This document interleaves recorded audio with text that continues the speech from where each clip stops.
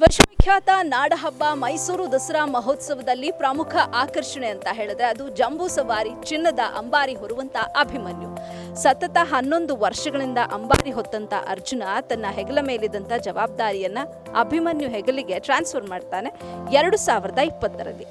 ಅಂದಿನಿಂದ ಅಭಿಮನ್ಯು 4 ಬಾರಿ ಚಿನ್ನದ ಅಂಬಾರಿಯನ್ನ ಹೊತ್ತು ಯಶಸ್ವಿಯಾಗಿದ್ದು ದಸರಾ ಮೆರುಗನ್ನ ಹೆಚ್ಚಿಸುತ್ತಾ ಬಂದಿದ್ದಾನೆ. ಅಭಿಮನ್ಯುವನ್ನ 1970ರಲ್ಲಿ ಕೊಡಗು ಜಿಲ್ಲೆ ಹೆಬ್ಬಳ ಅರಣ್ಯ ಪ್ರದೇಶದಲ್ಲಿ ಸೆರೆ ಹಿಡಿಯಲಾಗುತ್ತೆ. ಆ ಬಳಿಕ ಮತ್ತಿಗೋಡು ಶಿಬಿರದಲ್ಲಿ ಅಭಿಮನ್ಯುವನ್ನ ತರಬೇತಿಯನ್ನ ನೀಡಿ ಪಳಗಿಸಲಾಗುತ್ತೆ. ಸದ್ಯ ಅಭಿಮನ್ಯುವಿಗೆ ಈಗ 59 ವರ್ಷ ವಯಸ್ಸಾಗಿದೆ. ಈತನ ವಿಶೇಷತೆ ಏನಪ್ಪಾ ಅಂತ ಹೇಳಿದ್ರೆ ಕೇವಲ ಪಳಗಿದ ಆನೆ ಮಾತ್ರವಲ್ಲ, ಇತರ ಕಾಡಾನೆಗಳನ್ನ ಹಾಗೆಯೇ ಹುಲಿಗಳನ್ನ ಸೆರೆ ಹಿಡಿಯುವ ಹಾಗೆ ಪಳಗಿಸುವ ಜತೆಗೆ ಚಿಕಿತ್ಸೆ ನೀಡುವ ಶಕ್ತಿಶಾಲಿ ಸಾಮರ್ಥ್ಯವನ್ನ ಈತ ಹೊಂದಿದ್ದಾನೆ. ಅರ್ಜುನನಂತೆಯೇ ಅಭಿಮನ್ಯು ಕೂಡ ಪುಂಡಾನೆಗಳನ್ನ ಸೆರೆ ಹಿಡಿಯುವಂತಹ ಕಾರ್ಯಾಚರಣೆಯಲ್ಲಿ ಎತ್ತಿದ ಕೈ. ಸುಮಾರು 140ರಿಂದ 150 ಕಾಡಾನೆಗಳನ್ನ ಸೆರೆ ಹಿಡಿಯೋದಕ್ಕೆ ಈ ಅಭಿಮನ್ಯು ಸಹಾಯ ಮಾಡಿರುವಂತದ್ದು ಅರಣ್ಯಾಧಿಕಾರಿಗಳಿಗೆ.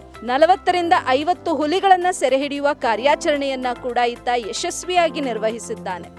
ನಮ್ಮ ಈ ಅಭಿಮನ್ಯು ಈ ಬಾರಿಯೂ ಕೂಡ ಅಂಬಾರಿಯನ್ನ ಹೊರೋದಕ್ಕೆ ಸಿದ್ಧನಾಗ್ತಿದ್ದಾನೆ.